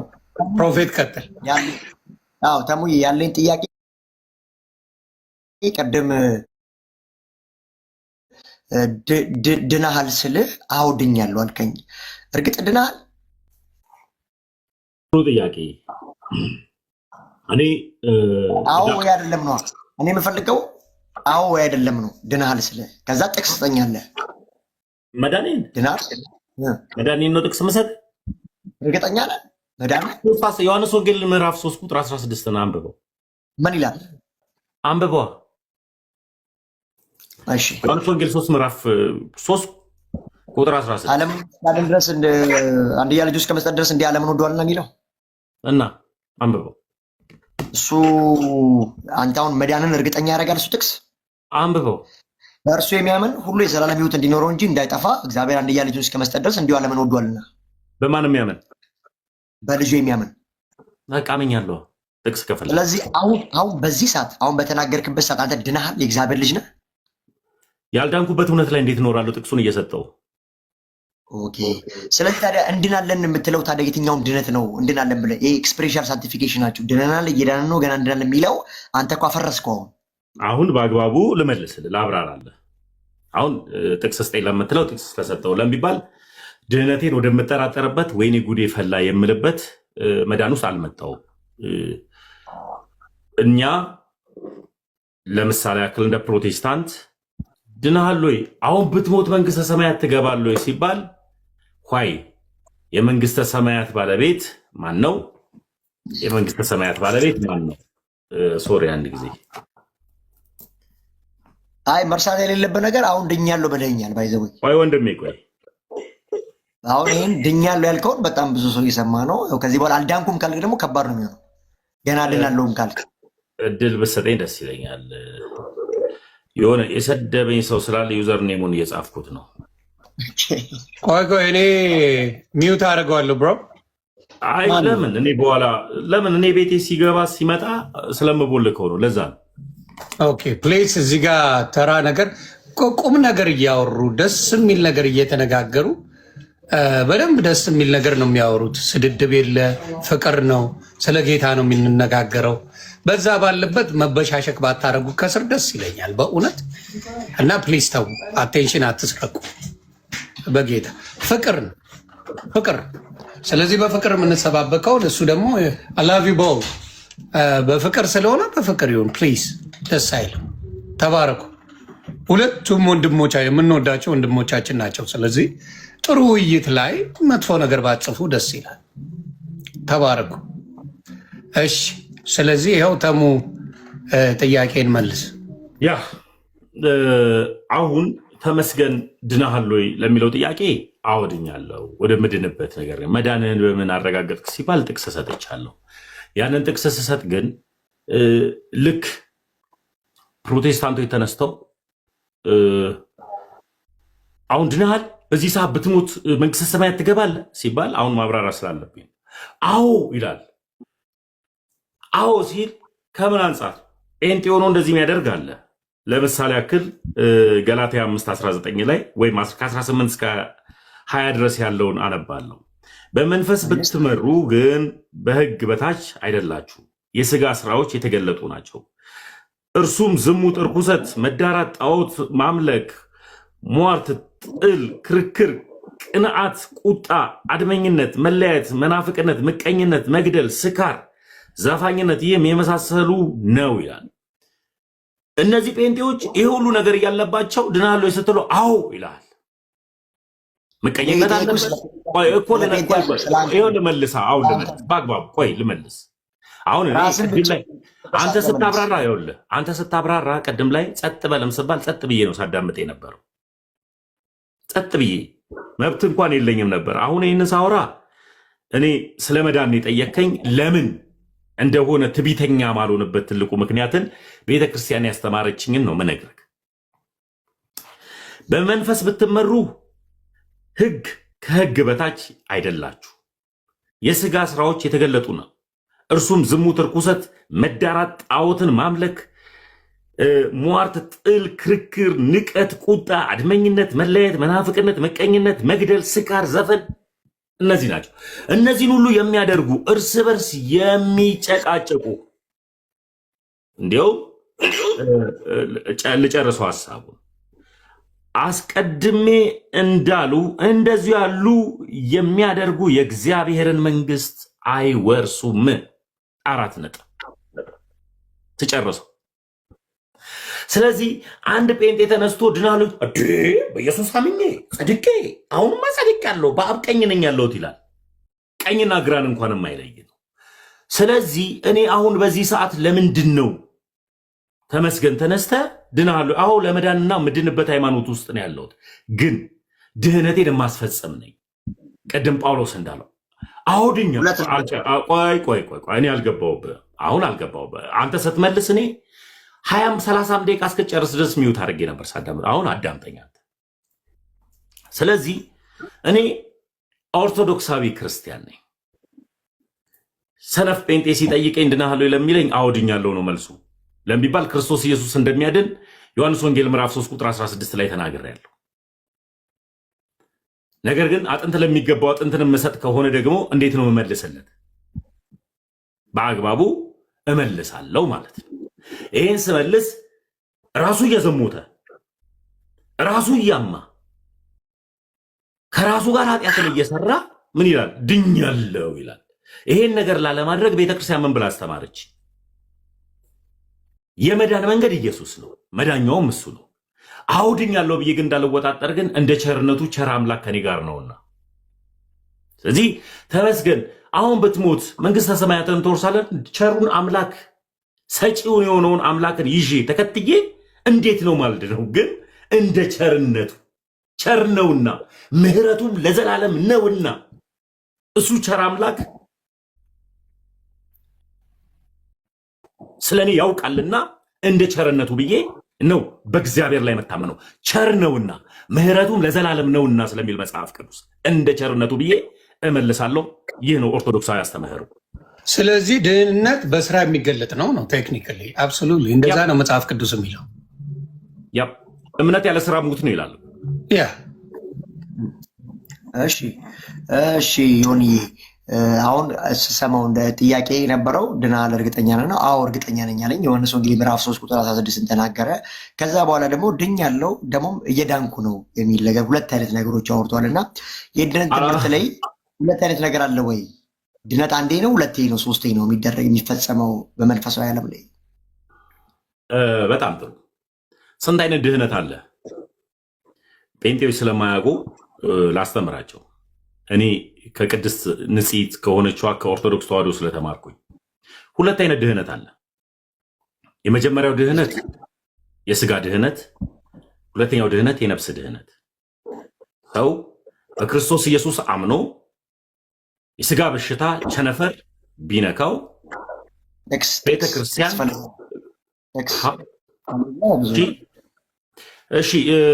ዮሐንስ ወንጌል ምዕራፍ 11 አውጣልኝ የአልዓዛርን ታሪክ ከስጋ ሞት እንዴት እንደዳነ።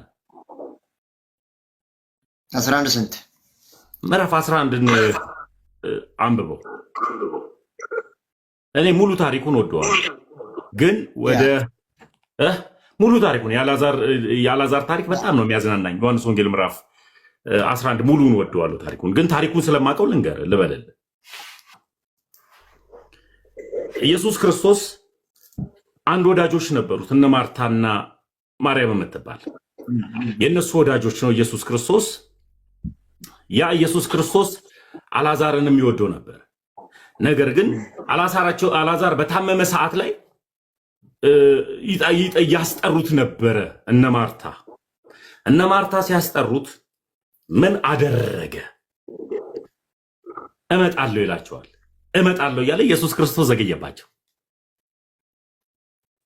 አሁንም ና ሲሉት እመጣለሁ እያለ ኢየሱስ ክርስቶስ ዘገየባቸው። አልዓዛር አረፈ። አይገርምም? ሳያድነው ከስጋ በሽታ እመጣለሁ እያለ እሱ ደግሞ ምን ይላል? ብታምኚውስ የእግዚአብሔርን ክብር ታያለሽ ብሎ ነግሯታል ኢየሱስ።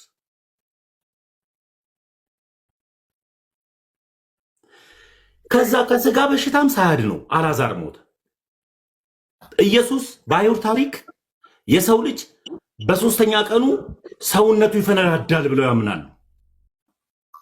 ኢየሱስ ሕግን ታሪክን የሚሽር ድንቅ አምላክ መሆኑ የሁሉ ባለቤት መሆኑ ከሕግም በላይ ከታሪክም በላይ ከዝናም በላይ እሱ የበላይ መሆኑን በአራተኛ ቀን መጣ።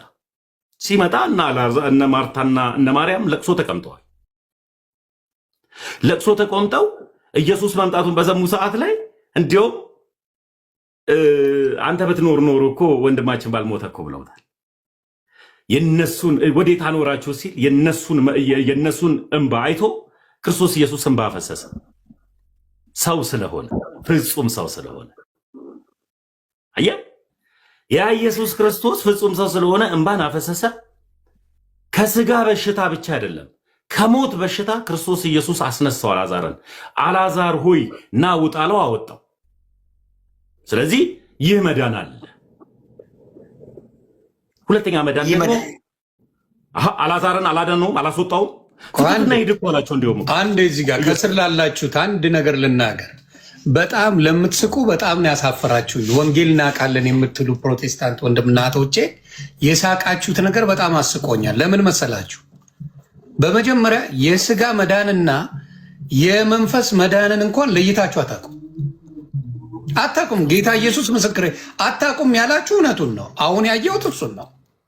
በስጋ ታሞ ሞቷል አልዓዛር። በስጋ የሞተውን በስጋ አስነስቶታል ጌታ ኢየሱስ ክርስቶስ።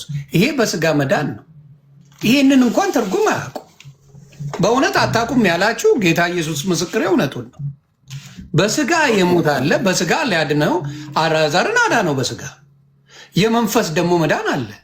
በመንፈስ በጌታ በኢየሱስ ክርስቶስ አምኖ መንግስተ ሰማያትን መውረስ። ይህንን እንኳን ማወቅ የማትችሉ ሰዎች ስስቁ ስናይ ምንም ያህል እውቀት እንደሌላችሁ አሁን እያየው ነው። ለካ ዝም ብዬ ነው የካብኳችሁ በባዶ ሜዳ። ጌታ ኢየሱስ በባዶ ሜዳ ነው የካብኳችሁ። በቃ ይኸው የስጋውን መዳን ምን ልትሉት ነው? ከስጋው አልፈወሰው እሱ መዳን አይደለም፣ የስጋ ፈውስ ነው። እንደገና ደግሞ የመንፈስ ቅዱስ አለ፣ ዘላለማዊ ህይወት የምትወርስበት አለ። አልዓዛርም በስጋ ነው የተፈወሰው። ይህንን እንኳን መለየት የማይችሉ ሰዎች ከስር መጥተው ሙድ ሊይዙ ሲሞክሩ በእውነት ማፈሪያ ናችሁ። ጌታን ማፈሪያ ናችሁ። ስለዚህ ተሙቀጥል። ስለዚህ የስጋ መዳንን አሳይቷል። እዚህ ጋር በነፍስ ደግሞ የሚሰራ አለ። የነፍሱን ይነግራል። እኔ አሁን ይሄ የነፍስ መዳኑን ከመቀጠሉ በፊት ጀስት ይሄ የአልዓዛር ታሪክ ነው። አሁን እኛ ከምናነሳው የአልዓዛር ታሪክ እኛን አይመለከተንም። አንድ ነገር ኢየሱስ ክርስቶስ አይደል እንደ ከሙት ያስነሳ የአልዓዛር ታሪክ እኛን አይመለከተንም። ጥያቄ ስጠይቅ እኔ ጥያቄ ጠይቄ ዝም ብዬ ነበር ሳዳምጥ ነበር። ኢየሱስ መጥቶ የስጋው ለተሙ የስጋ መዳኑን ገና ኢየሱስ መጥቶ ሊያስነሳው ነው እያለ ነው። እና ምንድን ነው ታዲያ አልዓዛር የተጠቀሰበት ምክንያት የስጋ መዳን በስጋ ክርስቶስ አሁን ለምሳሌ በስጋ የታመሙ ወንድምና እህቶችን ለምሳሌ በጸሎት ይፈወሳል። ይሄ ስጋ ቆይ አንዴ የስጋ ፈውስ አይደለም። የሆነ ሰውን ታሞ ለምሳሌ ቆይ አንዴ ለምሳሌ ማስተር አብነት ታሟል። ጸልዮ የሚፈውሰው አልተገኘም። በመጀመሪያ ደረጃ ተወሱ። ምን አይነት ጥያቄ ነው ጠይቀው ገባል። ስለዚህ በስጋ የታመመን በክርስቶስ አድርገህ ከስጋው በሽታ እንዲድን ማድረጉ መዳን ላይ አልጨረስኩም። አዳምጥ ተማር። አልጨረስኩም